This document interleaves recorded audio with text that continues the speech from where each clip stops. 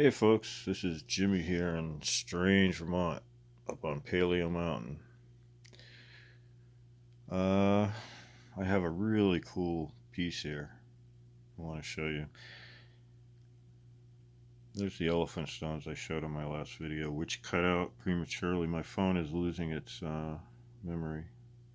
I had to delete lots of photos. There it is. I found that in a tree root back of my house a couple years ago. And it is, I call it the murder weapon because when I found it, that's what went through my mind. It looks like something you'd murder someone with. You'd sneak up into someone's camp and hit them over the head with that thing. It's real smooth and hard and heavy. It's jagged around the edges. It's got this big notch in it to put it on the end of a club. And it looks like a scary death mask of some kind. Very cool. And I get the sense it's very old. And I'm just talking, but the feeling I got when I picked it up is that someone was murdered with it. And it was lost during that episode. And I found it in a tree root. Whenever this happened, it was a long time ago. And thank God I'm no archaeologist. I can think freely. I can make narratives up because they won't. They refuse to accept any of this. It's weird, isn't it? How archaeologists are so closed. If it's not in a book that they've read, they won't accept it. And there's a lot of people like that. There's people that read the books and there's people that write the books. And if you're not writing a book, well, you're not participating. There's a lot of people out there with zero content talking about how these things are not real, how these things were made by glaciers. And these are learned people. If you consider going to Burlington College, learned, and if you think this was made by a glacier, well, go ahead, think that. Elephants. Elephants right here in Vermont. A pendant someone wore thousands of years ago around their neck. Is that beautiful? That's green. There's another green elephant. Someone hit things with that. It has a waist on it where it would have been attached. A green elephant axe. Or a 3/4 celt, or whatever you want to call it. And there's the other one. That's a hard piece of stone. Very unusual. It wasn't found here on the mountain, I don't think, but it came here. And it could have been used in the hand, I think. It fits really well in the hand. Could have been tied onto something, but this was found in the serpent wall with some shaman stones. This was a shaman's. It was in the niche area in the serpent wall. And when I found this, I knew everything was not like it seemed. If there's elephants, well, this place is a lot older than I thought. And there's buffalo here in Vermont. That's a grinding stone. And you can see how they even use the nature of the stone. It looks buffalo. It looks like a woolly buffalo. This is a tool. You would have used it as a surface. That's how they use these things. This here, the eagle. Turn it this way. It's a profile. And if you look through it, you'll see the eagle.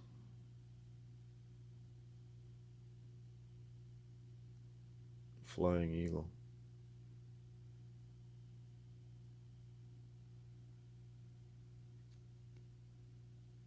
Very cool artifact.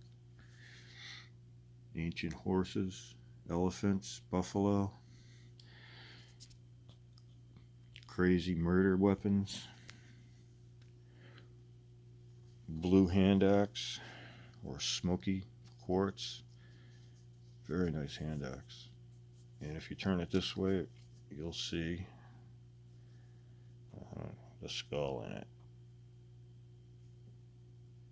They always put these haunting faces in their tools and weapons, and gave it power, I guess. I'm just guessing, but it gave it something, and everything had a life to it, even stones, especially stones. And they had a memory, and you could put memory into them just by the experiences you give the stone. There's a scraper, a really pretty one. I like the color. It's very pretty. Even the shape of it, it's just a scraper, but it's just a beautiful thing. And I don't know if you'll see it, but there's a face right there. This is a stone head. And there's a pointy ear here, and there's a horn up here. Some sort of strange creature in the minds of the people that made these things. And this is some sort of war axe, or I think. I can't say for sure, but you would hit things with this, people. There was a lot of war going on, but there was a lot of art going on. Stone Age people around the time of Megafauna, Vermont, buffaloes, elephants,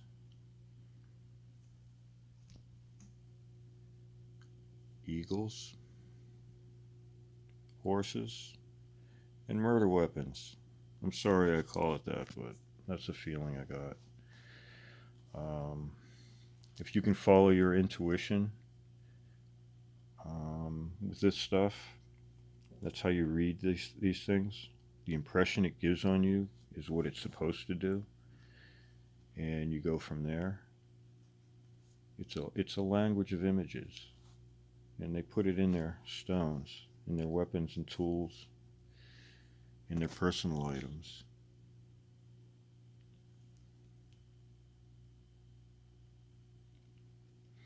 You can use your intuition for a lot of things.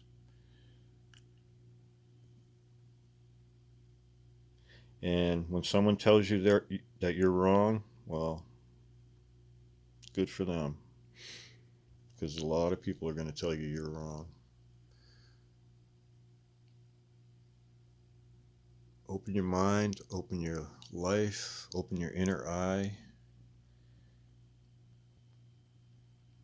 Look at the beauty around you for what it is, and know that the book that you've been given probably has a lot of holes in it, because you won't hear about this stuff.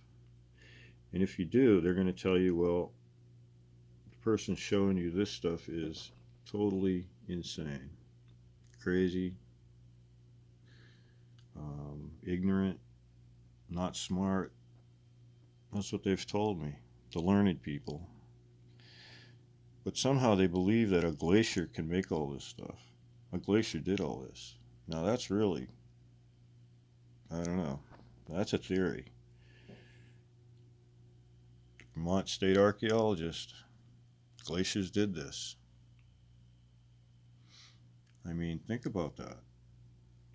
If you can't put your mind around this, if you're going to read a book that said glaciers were here so there were no people here, and Native Americans didn't know jack about art, all they could do is peck a couple stones to make a little tiny circular face. I mean, that's what they believe, because that's what they read. And let's face it, we genocided these people. I'm not going to say we, because I didn't do it, but you know what I'm talking about. People that had a super long history on this land, artistic, Stone Age people. with a story to tell, and we're going to tell it. They want to tell a story. If you do this to stones, you're telling a story. You're proud of what you did, who you were, how you thought, and you had a culture. It takes a long time to do this stuff. Think with your inner eye, your inner mind. Let your inner mind untangle the web of propaganda you've lived with all your life. And they still fling it. They still fling it. They refuse to see this stuff. It's great. I like being on this end of the stick because, well, I'm right and they're wrong. They're defending a book they read. And instead of writing their own book and thinking with their own brains, what they're doing is saying, well, you're just dumb. My professional opinion, glaciers. Well, my blood's up tonight, folks. The world's falling apart around us. And the best they can do is wear a mask. I haven't worn one yet. I'm still kicking. The pandemic is the lies that they tell. And the they can be a lot of people who have come and gone and tried to give you information. It's usually institutions.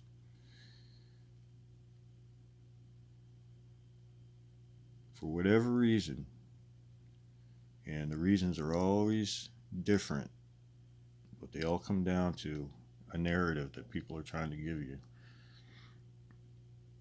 So they hide the artifacts instead of showing them. Bring them to their museums and you never see them again. They're not studied. They're just assumed to be, well, whatever they say they are.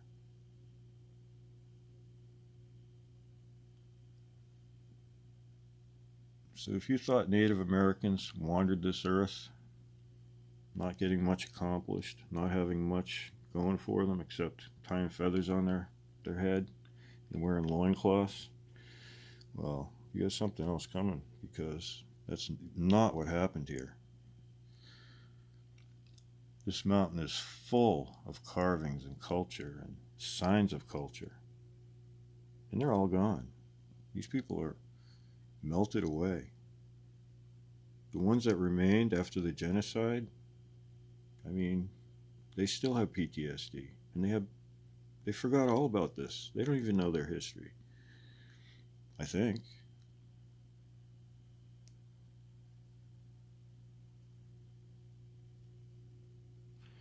Well, that's what I have to say. And if you're out there finding these things, please post them. It's very important. At least in my mind. This is Jimmy here on the mountain, Paleo Mountain in strange Vermont with elephants, buffaloes, and eagles, and horses here in Vermont. Thank you all for watching.